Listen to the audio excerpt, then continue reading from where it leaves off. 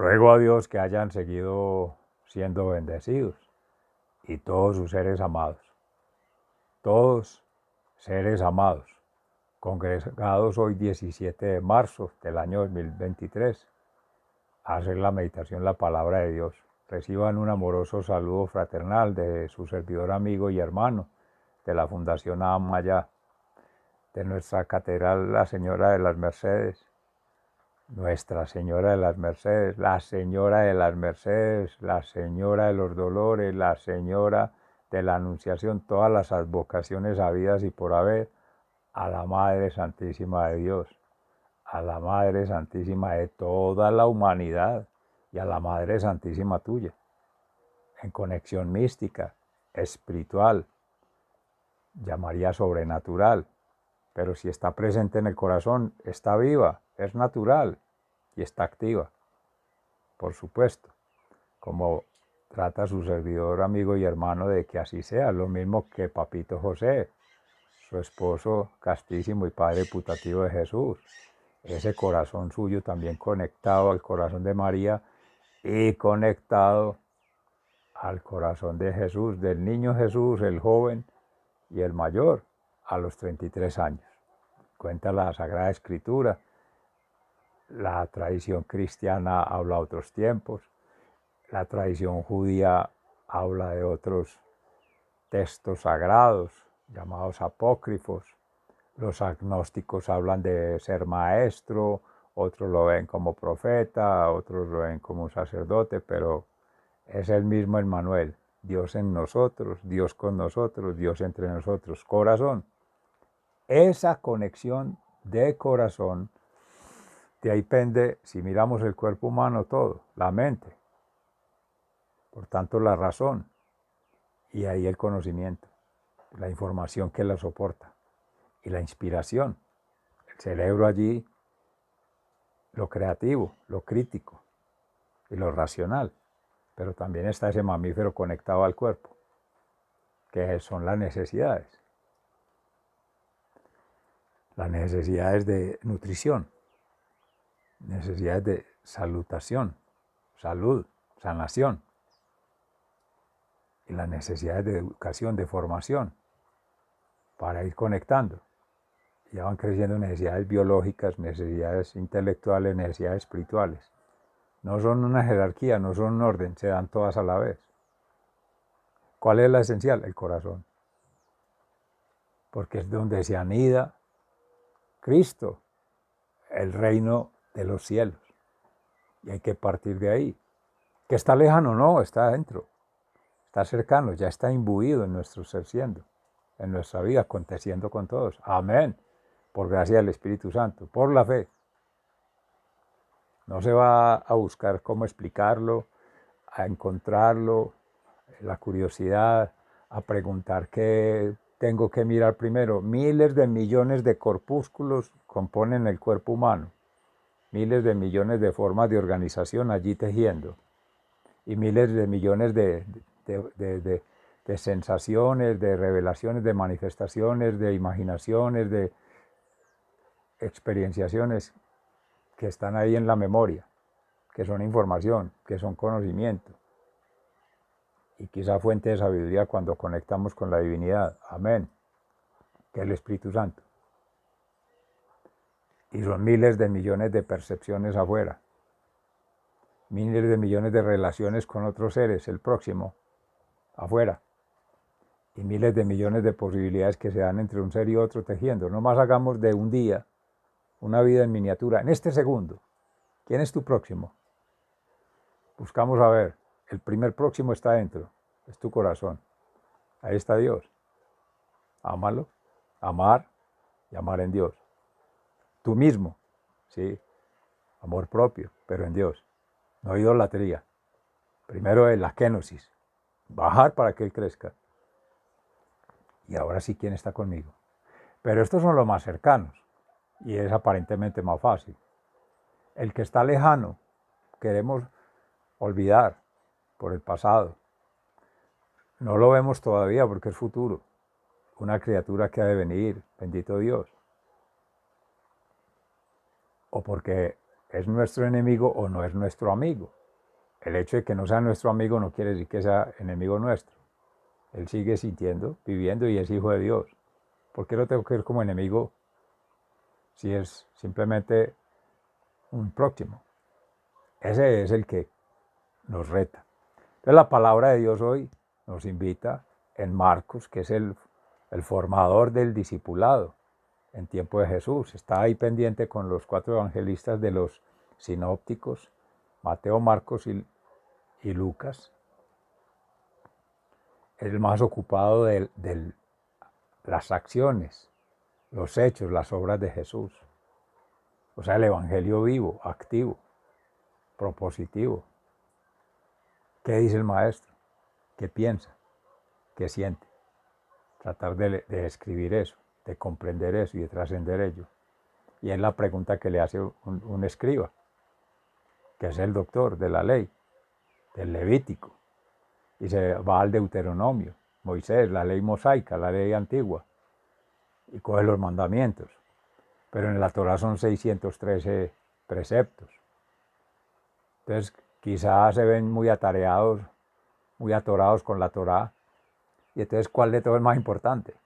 Porque como sin discriminar, sin sesgar, sin atacar, como dice nuestro hermano Fray Alejandro Tobón, es la pregunta que le hacían muy discreta entre el judío y el judío cristiano en la transición y el cristiano. Dios vino en Jesús a darle plenitud a la ley, no a abolirla, la ley mosaica. No es que la esté dejando a un lado, ni atacando, ni excluyendo. Al contrario, es trascender que ese pueblo de Israel, el elegido, el llamado, sordo, como dice el profeta Isaías también hoy en la lectura, entrando por la tentación en el pecado, con la culpa y el daño que se causa en sí mismo, en otros y en la misma creación, a la conversión, que estamos en Cuaresma. Por eso el Salmo 81 reitera el Shema. Escucha, Israel, el oído, para conectar todos los sentidos al corazón y ahí comprender, ahí se anida Dios. Ya por los ojos, ver las obras en el amor. Pero más que los ojos, la palabra proclamada en gracia de Dios transforma el ser propio, ayuda a transformar al ser del otro en Jesús, por Jesús, con Jesús, Emmanuel. Dios en nosotros, Dios entre nosotros y Dios con nosotros. Esa tríada para hacer todo el trabajo de transformación. Eso es lo que vamos a meditar en la oración hoy, en gracia de Dios, que el Espíritu Santo acontezca para que sea ese amor real, como real es vivo y activo y propositivo Jesús, el Evangelio. En el libro del profeta Oseas, o seas o no seas creyente, la palabra de Dios está para todos. Y el desconocimiento de la ley, desconocimiento de Dios, desconocimiento del Evangelio no exime de cumplirlo. Tomemos lo que dicen los preceptos canónicos por la Iglesia, pero también políticos, con la ética. Esto es una declaración moral. En el profeta Oseas, en el capítulo 12, capítulo 14, versículos 1 y siguientes, la conversión al Señor y promesas de salvación. Oseas suplica a Israel que vuelva al Señor. Vuélvete, Israel, al Señor tu Dios, tú que caíste a causa de tu pecado. Vuélvanse al Señor, llevando con ustedes esta oración. Perdona toda nuestra maldad y recibe con benevolencia las alabanzas que te ofrecemos. Asiria no puede salvarnos, ni tampoco escaparemos a caballo.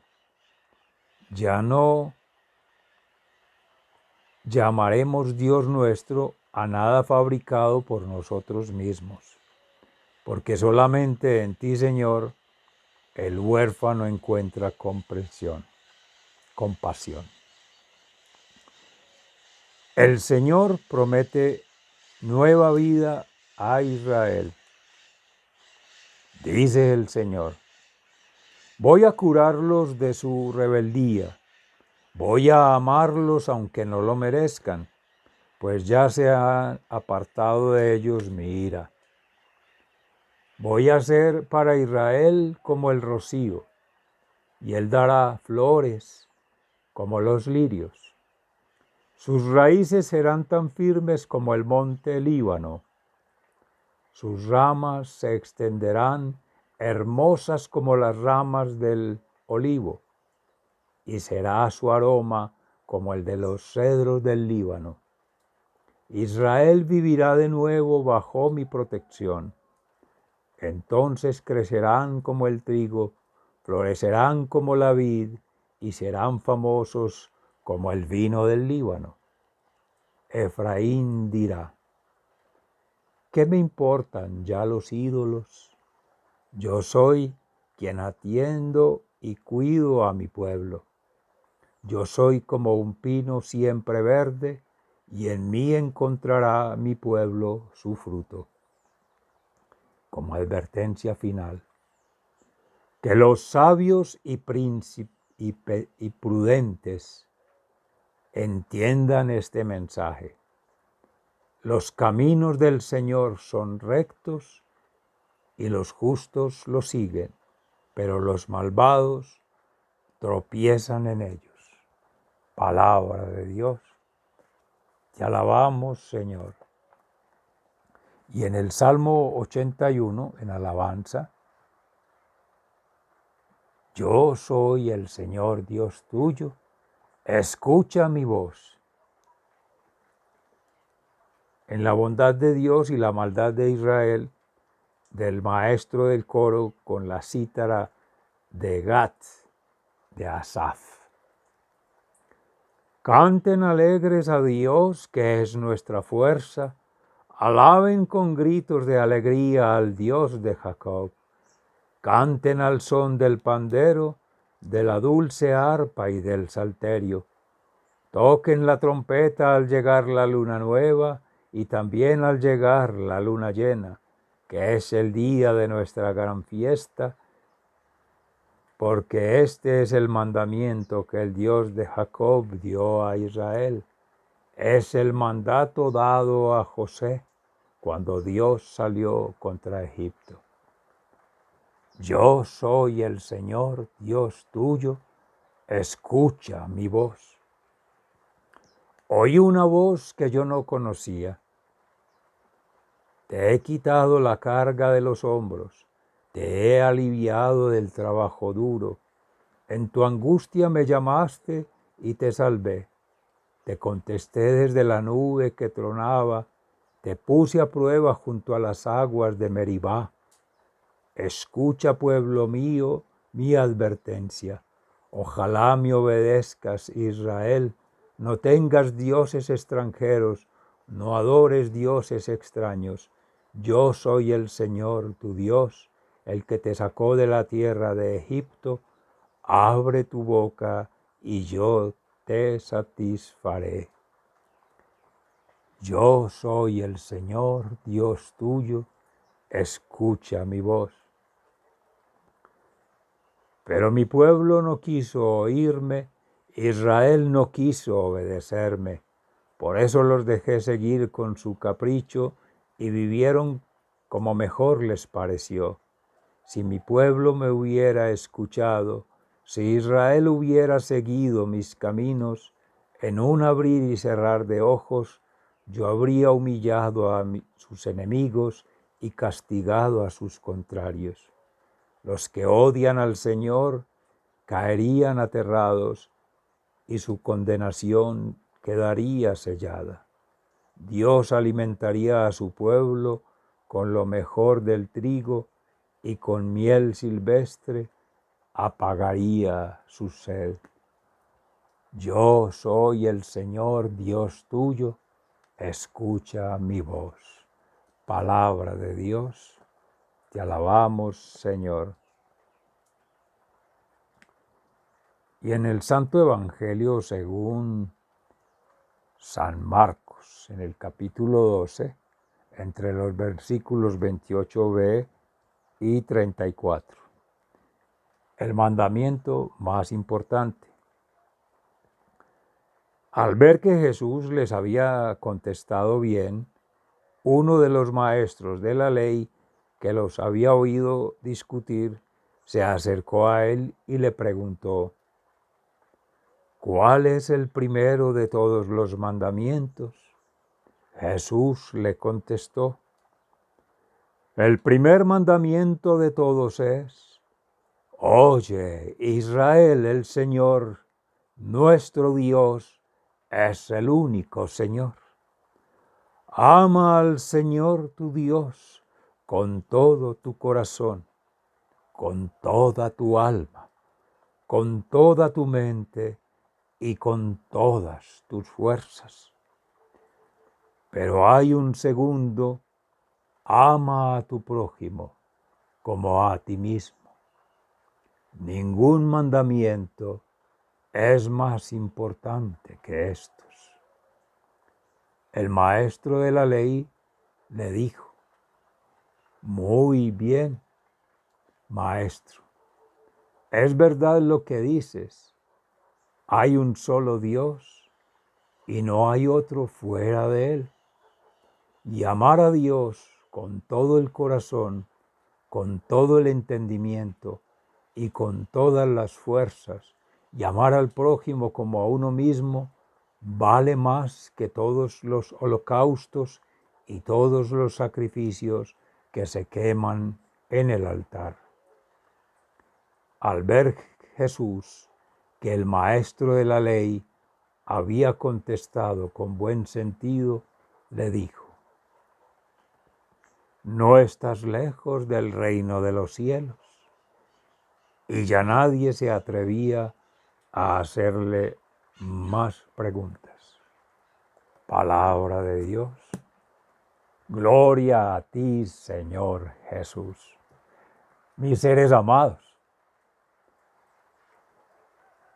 con plenitud de la ley, plenitud de la palabra de Dios, plenitud del Evangelio, Jesús, en espíritu y en verdad, contesta a una pregunta de alguien que podría ser cualquiera de nosotros.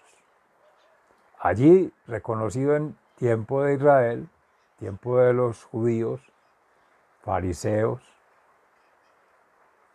escribas, entonces los sacerdotes y los doctores de la ley en el Levítico, acorde al Deuteronomio, a la ley de Moisés, la palabra de Dios.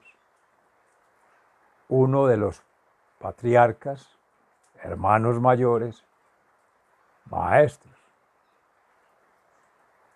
profetas, y que a su manera, sacerdote, hacía sacrificios.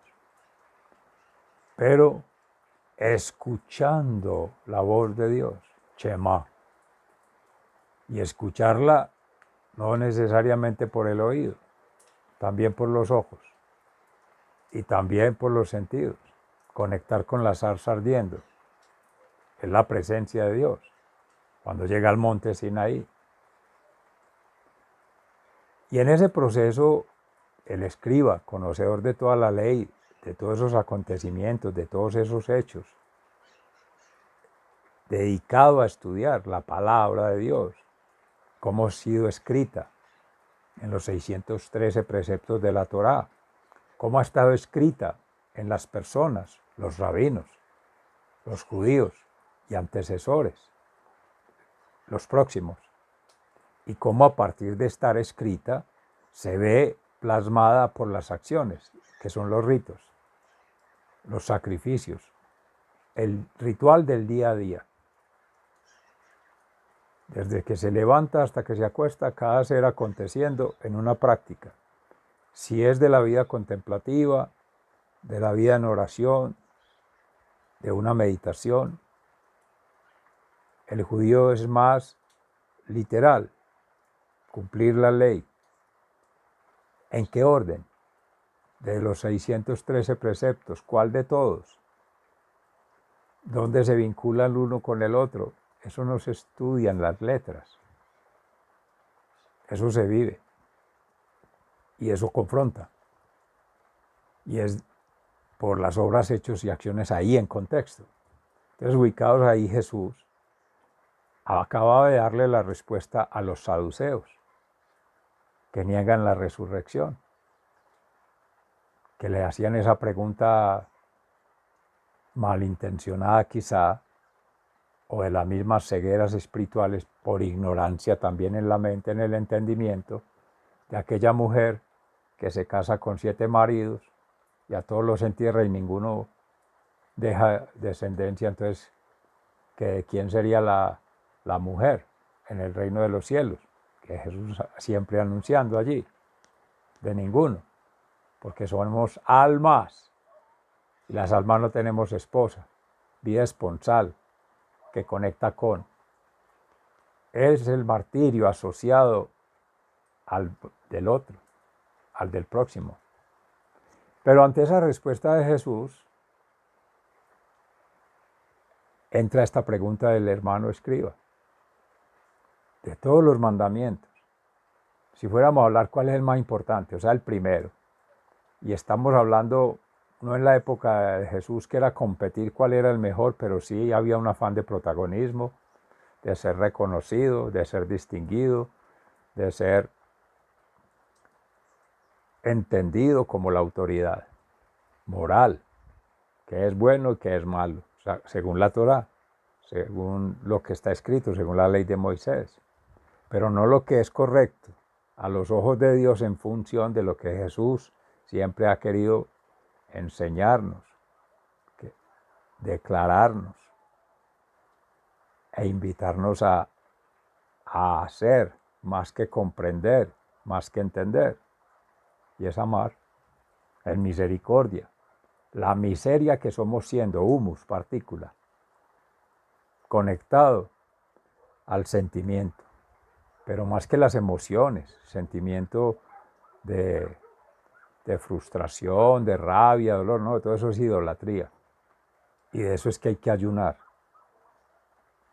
Que deje de causarnos dolor no tener algo, no tener a alguien, no tener un afecto, no tener una consideración, no tener un estímulo, no tener un bien material, no tener nada de eso. Ese es el verdadero ayuno. Más que holocaustos y sacrificios como se hacían los rituales, que aquí el escriba habla del pueblo de Israel. Pero si pensamos allí o nos ubicamos o tratamos de sintonizar a nuestro hermano José, fue a Egipto. Y allá la libertad de cultos, dioses, baales, como también lo decía el profeta Oseas, paganos, ídolos. Pero los ídolos empiezan en sí mismos, porque todo eso va haciendo una preconfiguración en el corazón, en la mente y en el cuerpo. Los van haciendo que acontezcan, los van materializando. Y ese es el principio de la idolatría. Empezar a confeccionar en la mente, dejar anidar en el corazón primero y empezar a poner esa mente en las manos a crear cosas que son manejables, que están bajo nuestro control, que dependen de nosotros. Idolatría, vanagloria. Y ahí están, en esa bulimia, todas las soberbias, en espíritu, en mente y en cuerpo, que es anteponerle a Dios cualquiera criatura, incluida uno mismo, incluida la hermana, el hermano, la familia cercana. Jesús, en la plenitud que da el corazón, va a la plenitud de la razón. Ahí entra el Espíritu Santo, verbo, acción creadora, fuerza transformadora, a hacer ese discernimiento ¿Qué viene en sabiduría divina? Es que Jesús está enseñando es cómo es la vida en el reino de los cielos, en la vida eterna, tercera vida.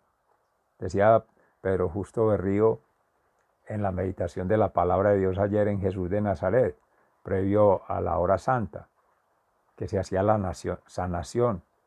Recomiendo ver allí, conectar con ello y sentirlo, de la niñez y la primera juventud, que Jesús sana todo ese pasado y confiar en la providencia de Dios, que en adelante sigue. Decimos en lenguaje muy parroquial, no llorar sobre leche derramada, eso ya no se puede recoger. Ya pasó, le queda para la tierra. No lloremos porque quedan semillas o quedan frutos. Dice el Génesis en estos días que hacíamos la meditación de la palabra, deje eso para las otras especies. Ya está lo esencial. Santiago Martín en la meditación de la palabra de Dios hacía la analogía con el árbol de la vida. Todos esperamos los frutos del amor, pero nos olvidamos de las raíces, que de ahí pende todo. Viene el tronco, vienen las ramas, viene las crecientes ramificaciones, que también se hacía ahí en el profeta Isaías y en el Salmo, en el Líbano, la vid, Jesús, viñador, nosotros los sarmientos, como Dios nos ama, hacer las podas. Entonces, para amar, haber nacido santos, no, por eso estamos en la tierra.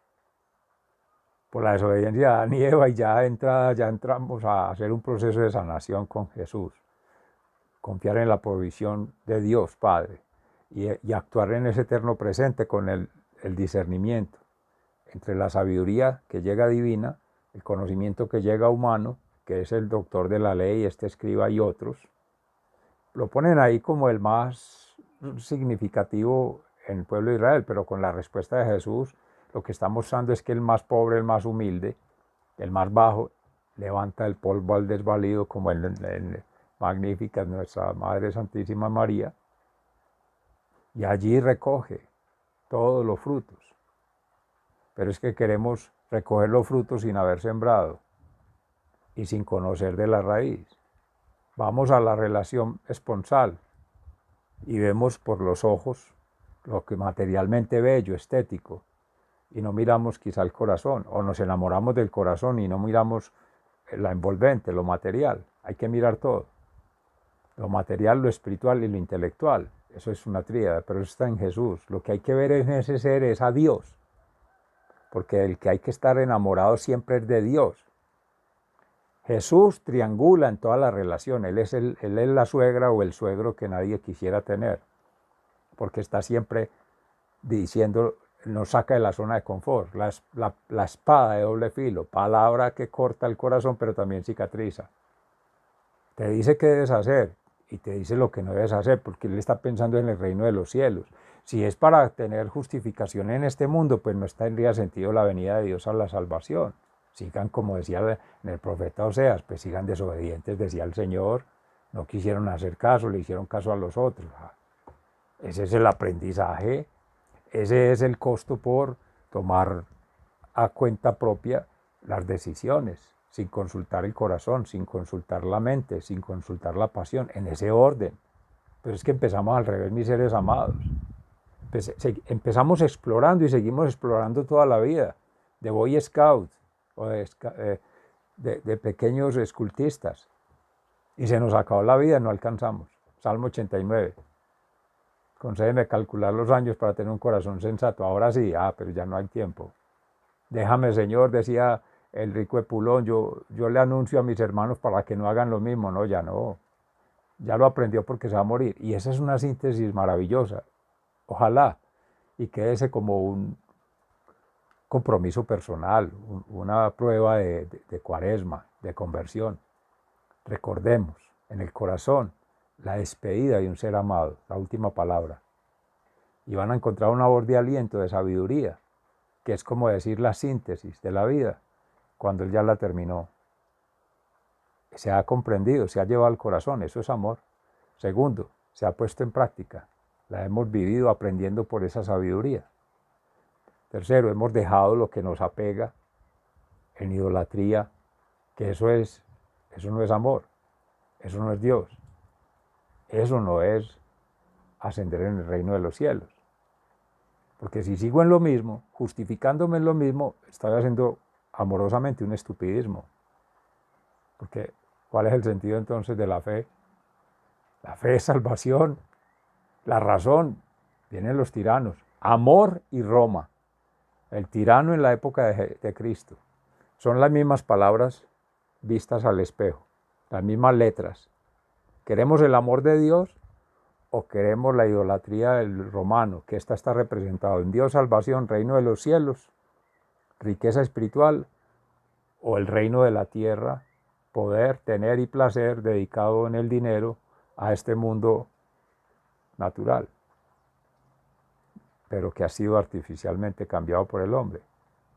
Mis seres amados, maravillosa meditación que el Espíritu Santo nos ha regalado hoy. Sigan siendo bendecidos.